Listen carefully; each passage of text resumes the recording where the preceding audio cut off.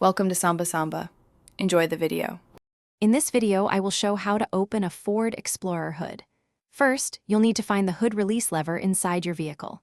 It's usually located on the driver's side, down by the left kick panel, often marked with a car icon and an open hood.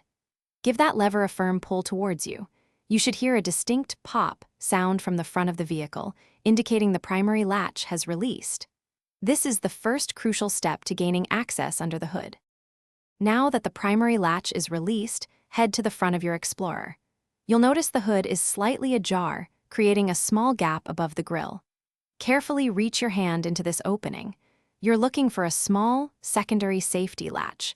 This mechanism is designed to prevent the hood from flying open unexpectedly, so it's an important safety feature to be aware of. Once you've found that secondary safety latch, you'll need to manipulate it to fully open the hood.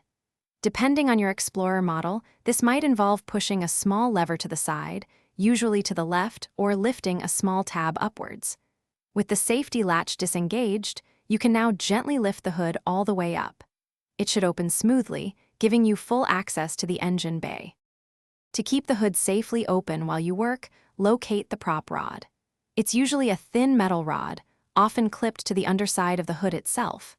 Carefully unclip it and insert its end into the designated slot on the engine bay frame.